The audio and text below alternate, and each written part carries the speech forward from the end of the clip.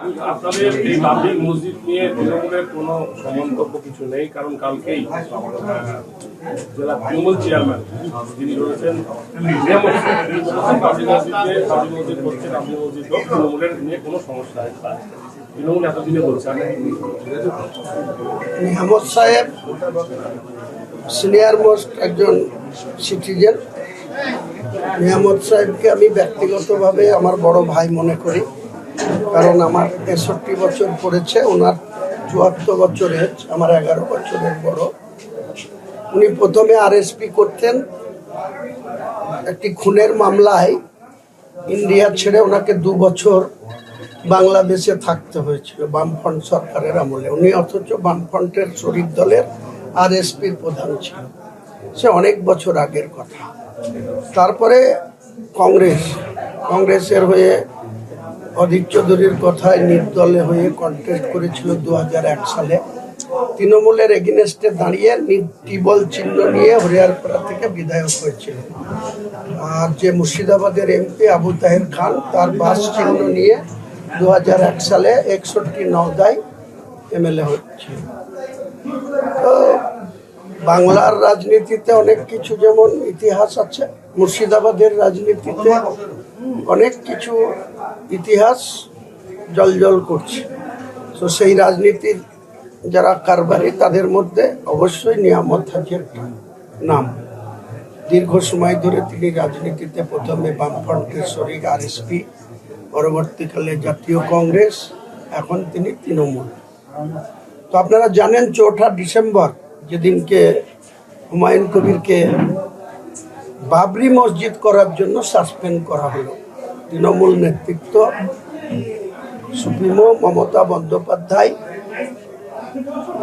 মুর্শিদাবাদের বহরমপুর সার্কিট হাউসে বসে তিনি এই নিয়ামত হাজিকেও ডেকেছিলেন, কিন্তু তিনাকে পরের দিন কি সিদ্ধান্ত হচ্ছে সেটা অন্ধকারে রেখে মমতা বন্দ্যোপাধ্যায় নিয়ামত শেখকে কলকাতায় পাঠিয়েছিলেন তৃণমূল ভবনে, যে ববি হাকিমের সঙ্গে। অথচ ১ বছর আগে থেকে ববি হাকিমের সঙ্গে নিয়ামত হাজির কথা বলি ছিল না, অনেক দূরত্ব ছিল। কারণ ববি হাকিম বহরমপুরে ২০২৪ ইলেকশনের টাইমে একদিন এসে একটা প্রাইভেট হোটেলে এই নিয়ামত হাজির সম্বন্ধে অনেক বাজে কথা বলেছিল। সেদিনকে নিয়ামত হাজির পক্ষে আমি ছিলাম, আর শ্রমিক হোসেনরা, মোহাম্মদ আলীরা, আরও তৃণমূলের জেলার সাংগঠনিক জেলার সভাপতিরা ববি হাকিমের এই নিয়ামত হাজিকে অনেক অসম্মান কথাবার্তা বলেছিল। সেদিন কিন্তু নিয়ামত হাজি জানে যে নিয়ামত হাজিকে কে সমর্থন করেছিল, কে তার পাশে। তারপরে আবার একটা মধ্যে আমাকে সাসপেন্ড করার পর নিয়ামত হাজির নিজের নাতির একটা অনুষ্ঠান ছিল, আমাকে অনেক করে উনি বলেছিলেন যে কে কি বললো তাতে আমার যায় আসে না, তোমাকে আসতে হবে আমার নাতির অনুষ্ঠানে। আমি গেছিলাম, আমার খুব ভালো লেগেছিল। অনেক কিছু ঊর্ধ্বে উঠে নিয়ামত হাজি আমাকে পাশে বসিয়ে, আমার যেতে একটু দেরি হয়েছিল, আমি অন্য কাজে ব্যস্ত ছিলাম, প্রায় 3:30 হয়ে গেছিল। আমি তো 12টা 1টার মধ্যে খাই, লাঞ্চ করি। তো আমি ওনার কথা রাখার জন্য প্রায় 3:30টার সময় গেছিলাম। তখন নিয়ামত হাজিরা নিজেই, তাদের খাওয়া হয়ে গেছিল। রবিউল আলম চৌধুরী তিনি ছিলেন, আরও অনেক তৃণমূলের তাবড় এবং এই জেলার প্রশাসনের হরিয়ারপাড়ার আইসি থেকে শুরু করে বহরমপুরের পুলিশ প্রশাসনের অনেক আধিকারিক সেদিনকে প্রেজেন্ট ছিল। আমার ভালো লেগেছে যে নিয়ামত হাজি আমাদেরকে সত্যিকারেরই ভালোবাসেন, স্নেহ করেন। তাই আমার সাসপেনশন হওয়ার সত্ত্বেও আমার পাশে বসে আমাকে যত্ন করে খাইয়েছিলেন। তো এটাই হচ্ছে নিয়ামত হাজির সঙ্গে আমার সম্পর্ক। তো সেই নিয়ামত হাজি দেরিতে হলেও আমাদের সমর্থন করেছেন, তার জন্য আমি নিয়ামত হাজিকে ব্যক্তিগতভাবে সালাম জানাই, আদাব জানাই। এবং বেঁচে থাকার পর্যন্ত নিয়ামত হাজি যতক্ষণ এই দুনিয়াতে থাকবেন, আমার তার সঙ্গে কোনো রাজনৈতিক শিষ্টাচারের বাইরে ব্যক্তিগত সম্পর্ক সেটা থাকবে, রাখার চেষ্টা করব। উনিও আমার সঙ্গে মাঝে মাঝে কথা বলেন। মুর্শিদাবাদ জেলার 20 জন বিধায়কের মধ্যে আমি হুমায়ুন কবির সাসপেন্ড, আর নিয়ামত হাজির সঙ্গে আমার ডাইরেক্ট কথা হয়। বাকি কোনো এমএলএর সঙ্গে বা তৃণমূলের কোনো নেতার সঙ্গে আমার কোনো কথাবার্তা নেই। আগামী দিনে আরও থাকবে না। যখন নির্বাচন ডিক্লেয়ার হয়ে যাবে তখন ইঞ্চিতে ইঞ্চিতে লড়াইয়ে আমরা মুর্শিদাবাদ জেলায় তৃণমূলকে হারানোর জন্য CPM, SDPI, Indian Secular Front, MIM এবং সদ্য গঠিত হওয়া জাতীয় উন্নয়ন পার্টি, যেটা পাঁশকুড়ার প্রতাপপুরে রুহুল আমিন পীরজাদা করেছেন, সবাইকে নিয়ে আমাদের একটাই টার্গেট, মুর্শিদাবাদে তৃণমূলকে শূন্য করা। বিজেপি দুটো আছে, সে চেষ্টা করছে 4টে করা। তাদের টার্গেট মুর্শিদাবাদ, বহরমপুর, বড়ুয়া আর জঙ্গিপুর। তো 2 থেকে যাতে 4টে না হয় সেটা নিশ্চয়ই চেষ্টা করব। আর মমতা ব্যানার্জিকে আপনাদের মাধ্যমে বলবো, তৃণমূল যেটা প্রচার করছে যে হুমায়ুন কবিরকে ভোট দিয়েন না, হুমায়ুন কবির ভোট কাটলে বিজেপি ক্ষমতায় চলে আসবে। আমি মমতা ব্যানার্জিকে বলছি, বিজেপিকে বাংলার মসনদে বসতে দেব না। আমি হুমায়ুন কবির, জনতা উন্নয়ন পার্টির চেয়ারম্যান। আমি 100টা সিটে আগামী নির্বাচনে জয়লাভ করব। তাহলে বাকি থাকবে কত? 194। সেই 194টার 60 থেকে 70 থেকে 90% হিন্দু অধ্যুষিত ভোট। তাহলে মমতা ব্যানার্জি 194-এর মধ্যে 150 সিট জয়লাভ করুন, তাহলে তো নিজেই তিনি চতুর্থবারের জন্য মুখ্যমন্ত্রী হবেন হিন্দুদের ভোটে। যেহেতু এত পুজো করছেন, এত মন্দির করছেন, এত দুর্গায়ন করছেন, এত সব মন্দির করলে তাহলে তারা কেন ভোট দেবেন? তাহলে আমি যেমন বিজেপিকে আটকানোর জন্য 100টা সিট আমাদের পক্ষে জয়লাভ করে বিধানসভায় যাব, মমতা ব্যানার্জি যদি 150 সিট জয়লাভ করে বিধানসভায় যায় তাহলে উনি শাসককে বসবেন, মুখ্যমন্ত্রী হবেন, আমরা অপোজিশনে বসবো। আর বিজেপিকে 77 ছিল, সে 44-এ এসে দাঁড়াবে। আমি 100 আর 194-এর মধ্যে 150 যদি তৃণমূল জিতে তাহলে বিজেপি আটকে গেল। বিজেপি 44 নিয়ে তারাও অপোজিশনে বসুক, আমি 100 নিয়েও অপোজিশনে বসবো, 150 নিয়ে। কারণ 294 148 পেলেই তো মাননীয় গভর্নরের কাছে তিনি সরকার করার দাবি করতে পারবেন।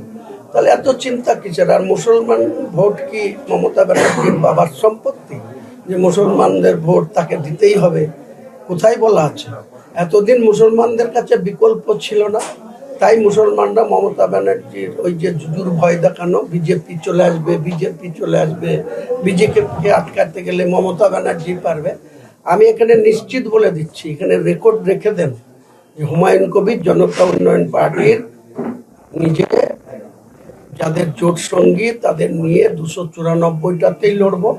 যদি কোনো জোট সঙ্গী না আসে, সিপিএম, ইন্ডিয়ান সেকুলার ফ্রন্ট, তারপরে নতুন সদ্য যেটা এসছে আমার ধারণা রুহুল আমিন সাহেবও আমার সঙ্গে থাকবে। আর মিমের সঙ্গে তো আমার কথা ফাইনাল হয়ে আছে। তারা মাত্র 15টা সিট চেয়েছে, আমি তাদের 10টা দিব বলেছি। মিডিলে 10 হোক, 12 হোক, 14 হোক করে নেব।